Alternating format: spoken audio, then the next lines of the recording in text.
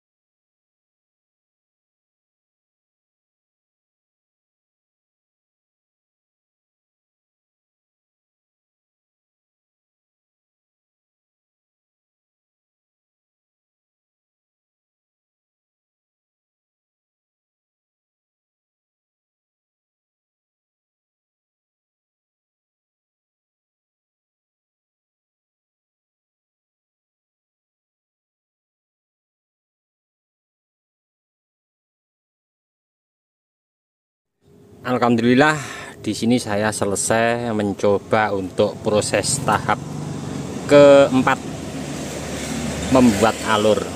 Hati-hati untuk teman-teman, bahan jenis bougainville ini sangat rentan sekali, mudah busuk ya. Apalagi kalau kita proses untuk pelukaan ekstrim seperti ini, bahkan tergores luka sedikit pun bougainville mudah busuk ya, karena apa, untuk kambiumnya sangat tipis sekali.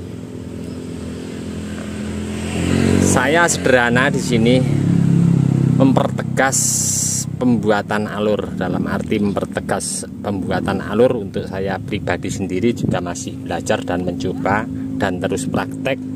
Nanti hasil kedepannya seperti apa kita akan lebih tahu. Saya pertegas dengan pembuatan alur sedikit agak dalam ya, tapi tidak terlalu rapat untuk jarak antara pembuatan alur satu dengan yang lain dalam hal satu batang, satu akar ya. Di sini saya lakukan secara bertahap. Setelah tahap awal yang posisi di atas saya lakukan untuk pembuatan alur sama seperti yang saya lakukan saat ini. Saya ambilkan contoh yang di atas ya, terlihat ini sangat dalam sekali untuk pembuatan alurnya. Nah, mulai tahap awal, tahap kedua, tahap ketiga, dan ini tahap keempat saya lakukan. Mungkin untuk bahan ini nanti ke depan jangkanya sangat panjang sekali. Karena apa? Saya pengen untuk bahan ekspos akar ini nanti terlihat lebih ekstrim, dimana untuk seperti contoh yang di atas tadi, kalau nanti keseluruhan dari atas nyampe bawah, bahkan mungkin nanti ke depan nyampe dinding ground yang di sini paling akhirnya nanti rencana ya, tapi kita lihat nanti perkembangannya seperti apa. Di sini mungkin nanti insya Allah terakhir, bahkan mungkin nanti bisa kita cek lagi untuk dinding ground yang paling bawah di sini. Nah, setelah nanti pembuatan alur yang saya bikin dari atas sampai bawah dengan mempertegas, nanti seandainya sudah seperti yang saya inginkan, saya ambilkan contoh seperti pada pembuatan alur yang di atas ya. Nah, kira-kira nanti seperti ini. Mungkin akan saya bikin pembuatan alur lagi lebih rapat, dengan tingkat kedalaman pembuatan alurnya mungkin akan lebih tidak terlalu dalam ya. Dan seterusnya dari atas sampai bawah nanti akan saya lakukan secara bertahap. Nah, oke teman-teman, ini tadi sekedar memberi motivasi, inspirasi ya untuk teman-teman terus semangat berkarya. Mudah-mudahan di video saya sebelumnya bermanfaat dan menginspirasi juga untuk teman-teman. Nantikan terus untuk update perkembangan bahan bonsai bougainville ekspos akar ini. Akan selalu saya update untuk teman-teman nanti seperti apa untuk kedepannya.